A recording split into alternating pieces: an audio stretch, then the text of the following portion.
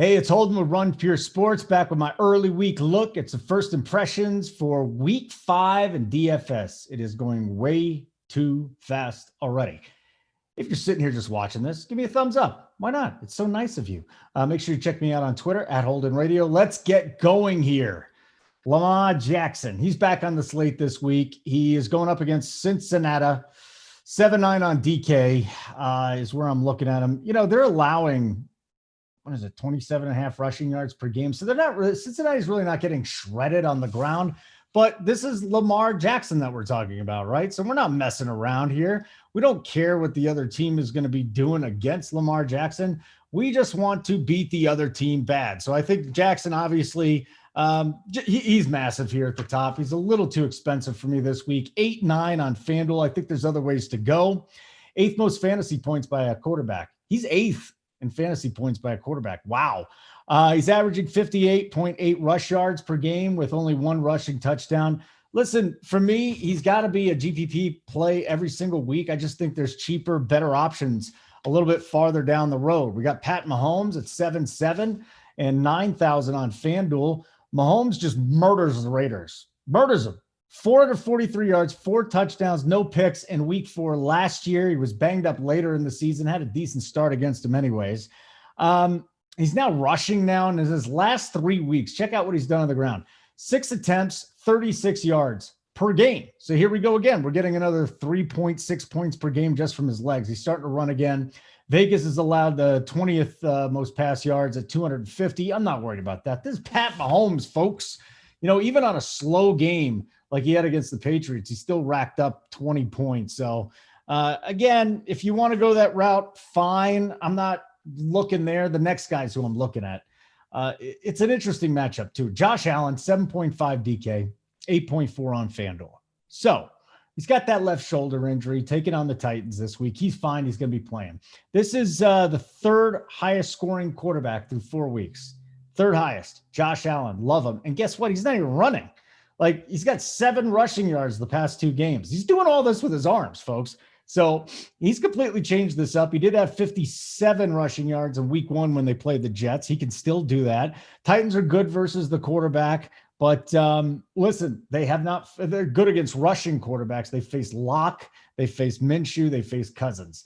This is a different beast altogether. Josh Allen, definitely up there. If I'm spending up, it's either him or Dak Prescott. And Dak Prescott's right there too. He's taking on the Giants. The question is Dallas that bad defensively that even the Giants are going to force them to throw the whole game? It's possible. It's possible. He's 7-4 on DK, 8-7 on FanDuel. Let's see here. What do we got? He's thrown 115 passes where Dallas is down 9 or more points. 115 of his passes. He's first in attempts. He's first in yards with 1,690. He's 12th in total touchdowns, though. He's got 12 total touchdowns, I should say. And listen, the Giants are 7th in fantasy points allowed at 8.5. I think, again, how do we go against Dak Prescott at this point? Every week he's just putting up these monster, video game numbers is what they are at this point. We got Kyler Murray at the Jets, 7.2 on DK. I don't mind that. Kyler this week actually looking super spectacular. 7-2 DraftKings, 8-3 on FanDuel. Arizona, the only problem here is that Arizona could play with a big lead. Although the last 2 weeks they've looked like hot trash. I thought they would tear up Carolina. They didn't. But this dude's just running too much. He's got so much of a floor. He shredded Carolina on the ground, 6 rushes, 78 yards. I mean, the Jets have given up, 57 yards they gave up to Allen. I think the floor here is 50 yards for Murray on the ground, it seems like. And then the other thing is the Jets give up 70% of their passes for completion. 70% completion rate for the Jets defense. That is absolutely embarrassing, if you ask me. What a joke. Oh, Adam Gase is their head coach. Duh. Matt Ryan taking on Carolina. I like Matt Ryan. I do. 6.1. He doesn't run. You kind of need those rushing quarterbacks, and that's where I like Matt Ryan as a person, I should say, not as a fantasy quarterback right now. 6-1 on DK, 7-7 FanDuel. He's put up 12.4 points in each of his last 2 starts. One was against Green Bay, terrific defense. One was against Chicago, terrific defense when he faced Dallas and Seattle. So he's faced 2 of the toughest defenses and 2 of the worst defenses in Dallas and Seattle, and he tore up Dallas and Seattle. It's a shorter week against Carolina. I get it. There's no Julio in all likelihood. And even if Julio plays, that hamstring looks like it's going to fall out the back of his leg. The Panthers have allowed 6 touchdowns and 2 interceptions. And last week was the first time they allowed more than 16 fantasy points to a quarterback. So, Matt Ryan, for me, if you want to take a stab there in a GPP, I'm fine with it. I'm not using him in cash. Like I said, Josh Allen, Dak Prescott. There's a couple other guys that I could go down a little bit farther and we'll talk about here. Ryan Tannehill taking on the Buffalo Bills. He's $6,000 on DraftKings. He is $7,000 on FanDuel. If he gets A.J. Brown back, he is definitely in the mix for GPPs for me this week. This could be a shootout too. It's not like Buffalo has this terrific defense that we saw last year. They've been getting shredded just up and down the field. He is Tannehill, I should say, is QB 13 through 3 games.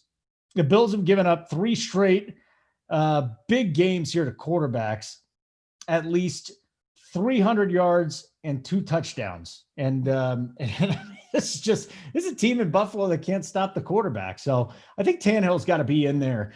Remember, he had that streak, 9 straight games with at least 2 touchdown passes. And I think that came to an end in his last start, didn't it? I want to say it came to an end in his last start, which was really unfortunate. But yeah, it did. So that was it. He had 9 straight games with at least 2 touchdown throws. Daniel Jones at Dallas, 5.4K. Now this is hold your breath. It's going to smell bad. This is awful. 5.4 on DK though for Daniel Jones. Like, I get it. He's a horrible real life quarterback. He has no business being a starter in this league.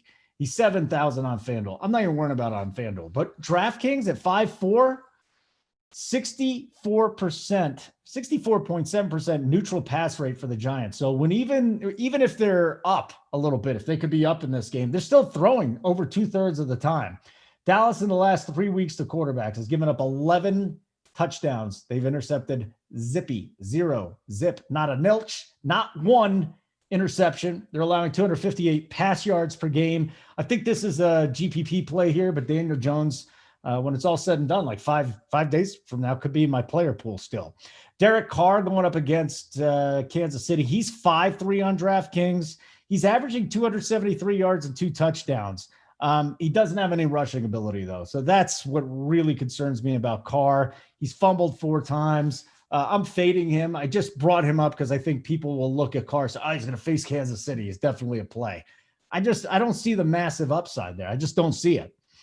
Teddy Bridgewater against Atlanta. This is an interesting one. 5-9 on DK, 7-1 on FanDuel. Falcons giving up 27 adjusted fantasy points per game to the quarterback position. Carolina has an implied total of 25.5. Not too bad. I do want to remind you, hey, why did you bring up Drew Brees? Why did you bring up Russ? Those guys are on bye this week. So no Russell Wilson, no Drew Brees, no Rodgers, no Stafford, no Brady. We do not have those guys. So just in review real quick, Allen, Prescott, I think right now, maybe Murray if I'm paying up a little bit. I'm not going all the way to Jackson and Mahomes, at least not this time. Daniel Jones in the GPP. And I'm telling you, as the week goes on, if I am struggling to find salary for guys that I want, and I'll get to this in the running backs, I'm really not sold on too much high-tier running back this week. But if I do figure out, hey, I want to jam in Zeke and I want to get Hopkins, well, maybe I go down to 5.9, Bridgewater on DK. Worked out last week for me with Fitzpatrick. I think Bridgewater at least has to be in the mix here in cash games. All right, so give me a thumbs up. Check out my other videos. I'll have running back and wide receiver out this week. Or actually today, I should say. And then as we move on later in the week, no later than Wednesday night, I'll have my tight end breakdown. Of course, I got the Old Guys podcast. We call it the Wishbone. We got the NFL Spread, which is the Young Guys podcast. We got a whole bunch of stuff. Uncle T, Titletown, Rubio Dimes, G-Rise, and all these guys. I'm doing shows with everybody here. Mangone, the Sports Keg. We got DFS and bets. Everything going on here. Give me a thumbs up. Follow me on Twitter at Holden Radio. Check out the running backs and wide receivers, which are up now, and I'll catch you later.